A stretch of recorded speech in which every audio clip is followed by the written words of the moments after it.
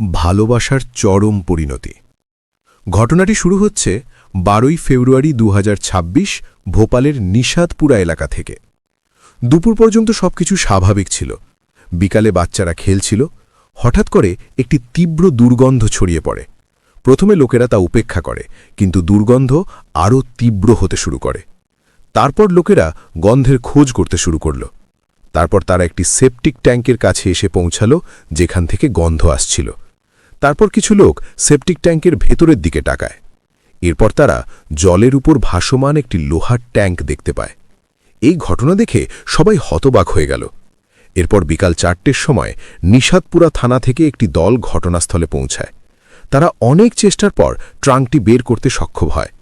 এবার ট্যাঙ্কটি বের করার সময় এর ঢাকনা খুলে যায়। এরপর এত সুন্দরী মেয়েটির অবস্থা যা দেখা যায় তা ভাষায় বর্ণনা করা খুব বেদনাদায়ক।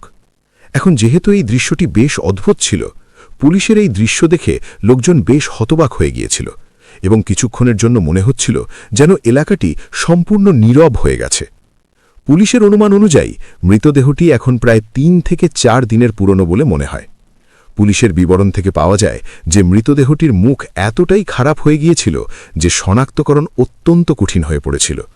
এখন স্পষ্ট হয়ে যায় যে গন্ধটি কোথা থেকে আসছিল, কিন্তু সবচেয়ে বড় প্রশ্নটি উঠে আসছিল যে এই মহিলাটি কে ছিলেন এবং কে তাকে এখানে ফেলে দিয়েছিল এবং কেনই বা। বিশ্বাস করুন, আজকের ঘটনাটির পুরো সত্যতা জানার পর আপনার মাথা ঘুরে যাবে। এই ঘটনার জন্য শেষ পর্যন্ত কে দায়ী, অপরাধী নাকি ভুক্তভোগী নিজেই, তা জানতে পুরো গল্পটি আপনারা শুনুন। এইদিকে এগিয়ে যাওয়ার সাথে সাথে পুলিশ আশেপাশের এলাকার নিখোঁজ মহিলাদের সম্পর্কে তথ্য সংগ্রহ শুরু করে। কিন্তু সমস্যা হল, মৃতদেহের মুখ এতটাই বিকৃত ছিল যে কেউ সহজ নজরেই এটি শনাক্ত করতে পারছিল না। অর্থাৎ শনাক্তকরণের প্রতিটি প্রচেষ্টা ব্যর্থ হচ্ছিল। যাই হোক, যখন দেহটি পুঙ্খানুপুঙ্খভাবে পরীক্ষা করা হয়েছিল তখন একটি গুরুত্বপূর্ণ সূত্র বেরিয়ে এসেছিল। মহিলার হাতে একটি তারিখ স্পষ্টভাবে লেখা ছিল, 26শে মে 1992। সম্ভবত এটিই ছিল তার জন্ম তারিখ। এই ছোট্ট বিবরণটি এখন তদন্তের সবচেয়ে শক্তিশালী লিঙ্ক হয়ে উঠেছিল। এরপর মৃতদেহটি পুলিশ হেফাজতে নেওয়া হয় এবং মৃত্যুর কারণ এবং সময়সীমা নির্ধারণের জন্য ময়না তদন্তের জন্য হামিদিয়া হাসপাতালে পাঠানো হয়। এর অর্থ হল, ফরেনসিক পরীক্ষা চলাকালীন মৃতদেহটি শনাক্ত করার প্রচেষ্টা তীব্রতর হয়। আশেপাশের বাসিন্দাদের তাদের বাড়িতে জিজ্ঞাসাবাদ করা হয়েছিল এবং এই সময়ে একজন স্থানীয় এগিয়ে এসে গুরুত্বপূর্ণ তথ্য প্রদান করেছিলেন। তিনি প্রকাশ করেন যে কাছাকাছি বসবাসকারী সমীর খান নামে এক যুবক কিছুদিন ধরে একজন মহিলার সাথে বসবাস করছিলেন, তবে গত কয়েকদিন ধরে মহিলাকে দেখা যায়নি। তিনি আরও বলেন যে মহিলার চেহারা ট্যাঙ্ক থেকে উদ্ধার হওয়া মৃতদেহের সাথে খুব মিল আছে। কিন্তু এখানে প্রশ্ন হল, সমীর খান আসলে কে ছিলেন? পুলিশ যখন তাদের ব্যাকগ্রাউন্ড চেক শুরু করে তখন তারা প্রথমেই জানতে পারে যে তার বাড়ি সেপটিক ট্যাঙ্ক থেকে মাত্র 200 মিটার দূরে অবস্থিত। পুলিশ জিজ্ঞাসাবাদের জন্য তার বাড়িতে গেলে তারা দেখতে পায় যে সমীর খানের মা শাহনাজ, বোন সাইমা এবং ভাই সাহিলকে সেখানে পাওয়া যায়, কিন্তু সমীর নিখোঁজ ছিল। স্পষ্ট হয়ে যায় যে সে পালিয়ে গেছে। এতে সন্দেহ আরও ঘনীভূত হয়। কিন্তু এখন পুলিশ নিশ্চিত হবার চেষ্টা করে যে সেপটিক ট্যাঙ্কে পাওয়া মৃতদেহটি সিয়ার নাকি অন্য কারোর। এই তথ্য পাওয়ার জন্য পুলিশ প্রথমে সমীরের আশেপাশের লোকদের কাছ থেকে তার ফোন নম্বর সংগ্রহ করে। তারপর তার সোশ্যাল মিডিয়া অ্যাকাউন্টগুলি অনুসন্ধান করে, যেখানে সিয়ার সাথে তার অসংখ্য ছবি আপলোড করা অবস্থায় পাওয়া যায়। তারপর পুলিশ যখন সিয়ার ছবি ভালোভাবে পরীক্ষা করে তখন তারা তার হাতে একটি ট্যাটু এবং সেপটিক ট্যাঙ্কে পাওয়া মহিলার হাতে একই তারিখ লেখা দেখতে পায়। এটি দেখে পুলিশ নিশ্চিত হয় যে মৃতদেহটি অন্য কারো নয়, সিয়ার, যাকে ষড়যন্ত্র করে হত্যা করা হয়েছিল। হত্যাকারী সম্ভবত সমীর খান। অতএব পুলিশ সমীরের সন্ধান শুরু করে।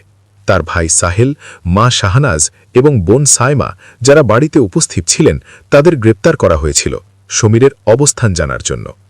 পুলিশ যখন সমীরের পরিবারকে এই তথ্য সংগ্রহের জন্য কঠোরভাবে জিজ্ঞাসাবাদ করে তখন তারা বেশিক্ষণ ধরে নিজেদেরকে থামিয়ে রাখতে পারেনি এবং সত্য স্বীকার করে বলে যে সমীর সিয়াকে হত্যা করেছে।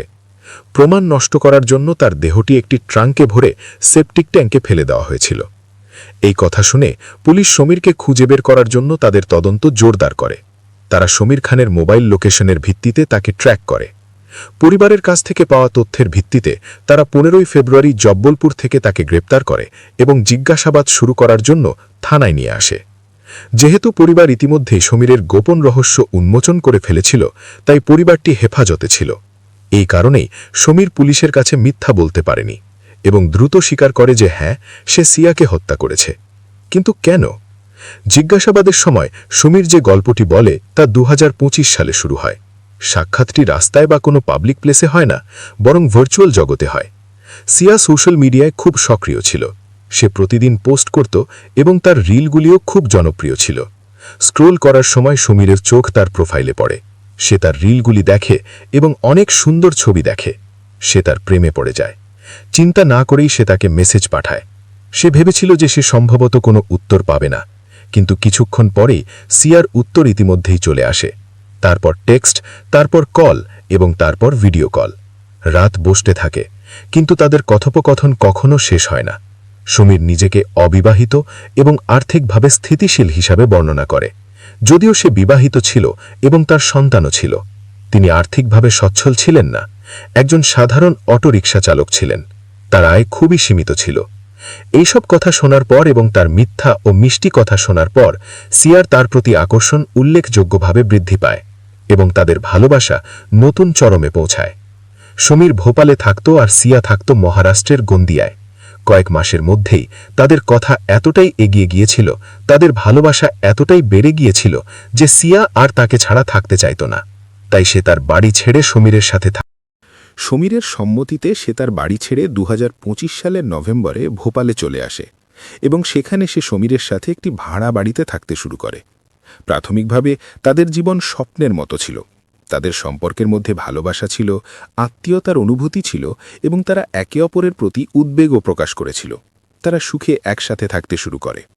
কিন্তু কিছুদিন পর সিয়া সমীরকে তাকে বিয়ে করতে বলে, কারণ সে এভাবে গোপনে থাকতে চায়নি, বরং সে তাকে বিয়ে করতে চেয়েছিল এবং তার পরিবারের সাথে পূর্ণ সম্মানের সাথে থাকতে চেয়েছিল, যা কোনোভাবেই ভুল বলে মনে হয়নি। কিন্তু সমীর তার কথা এড়িয়ে যেতে থাকে। যখনই সিয়া তাকে বিয়ে করে বাড়ি নিয়ে যেতে বলতো, তখনই সে তাকে এড়িয়ে যাওয়ার জন্য কোনো না কোনো অজুহাত দেখাত, কারণ সে সিয়ার কাছ থেকে এমন একটা কথা গোপন রেখেছিল যা প্রকাশ করলে তার জীবন নষ্ট হয়ে যেত। কিন্তু দুর্ভাগ্যবশত শীঘ্রই তার সত্যি হয়ে যায়। সেই গোপন কথা সিয়ার কাছে প্রকাশ পায়। একদিন সমীর স্নান করতে বাথরুমে যায়। তার ফোন বাইরে পড়েছিল।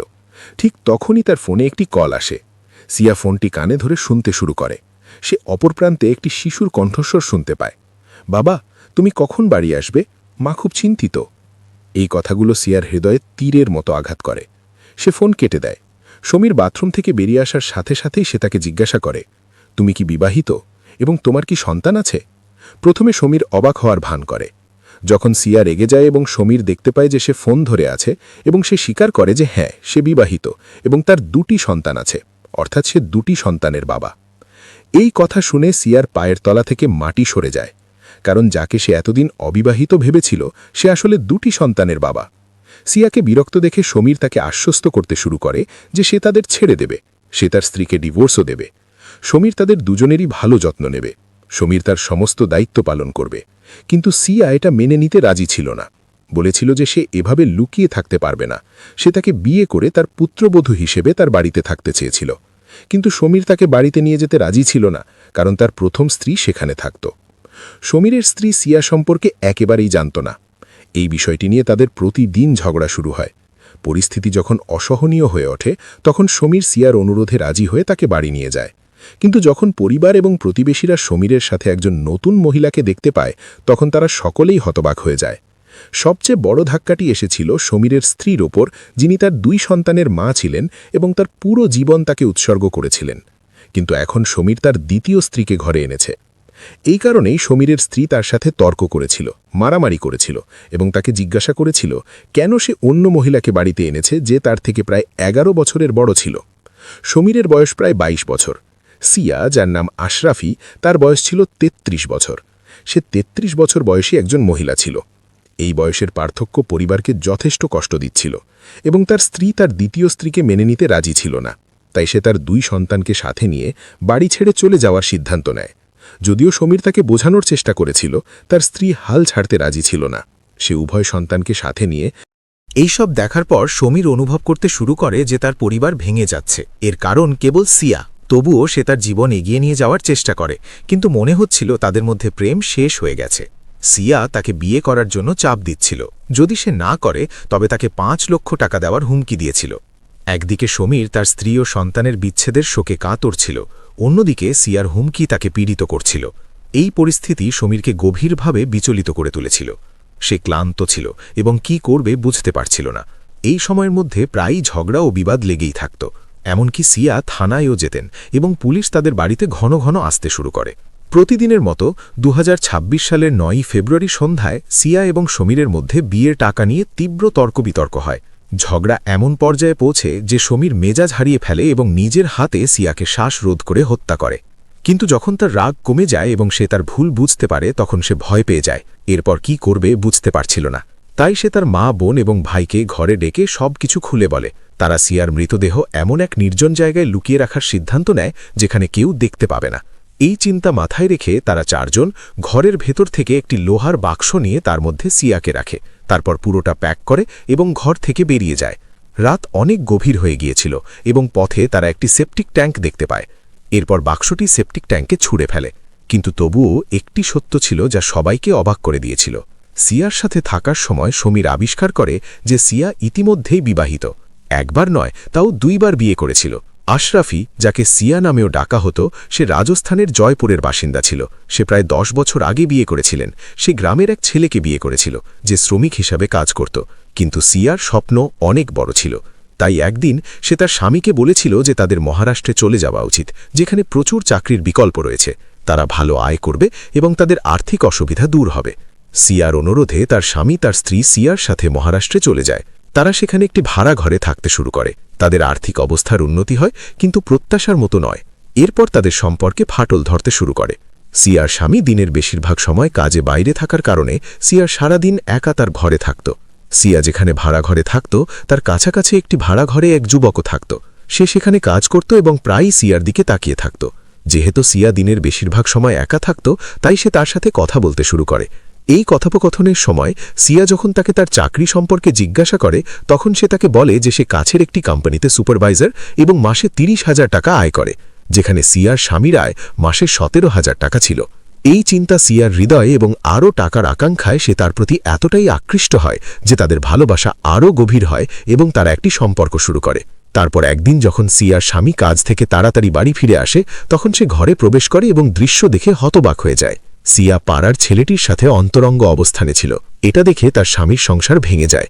সে তার স্বামীর সাথে ঝগড়া করে এবং এই ঝগড়ার সময় তার স্ত্রী সিয়া তার স্বামীর সাথে সম্পর্ক ছিন্ন করে, কারণ তার আয় কম। এরপর সিয়ার স্বামী তার নিজের শহর জয়পুরে ফিরে আসে। সিয়া তার নতুন প্রেমিকের সাথে সেখানেই থাকে।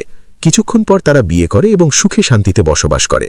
সেখানে তারা এইভাবে ৩ বছর সুখে কাটায়। কিন্তু সময়ের সাথে সাথে এই সম্পর্কের ভিত্তি নড়তে শুরু করে, কারণ সিয়ার টাকা। এরপর তর্ক বিতর্ক শুরু হতে থাকে এবং সব কিছু থেকে মুক্তি পেতে সিয়া তার স্বামীর থেকে আলাদাভাবে কাজ করতে শুরু করে এবং তার শখ পূরণের জন্য কঠোর পরিশ্রম করতে থাকে। তারপর যে কোম্পানিতে সে কাজ করত সেই কোম্পানিতেই তার জীবনে একটি ছেলে প্রবেশ করে এবং সে তার সাথে কথা বলতে শুরু করে। এই কথোপকথনটি পরে সম্পর্কে পরিণত হয় এবং সে তার অ্যাপার্টমেন্টে চলে যায় এবং তার সাথে লিভ ইন সম্পর্কে থাকতে শুরু করে। সেখান থেকে একই গল্পের পুনরাবৃত্তি ঘটে।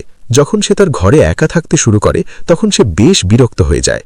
তারপর সে ইনস্টাগ্রামের জগতে প্রবেশ করে এবং সেই ইনস্টাগ্রাম জগতেই সিয়ার আলাপ হয়। তাহলে কমেন্ট বক্সে বলুন এখানে আসল অপরাধী কে ছিল?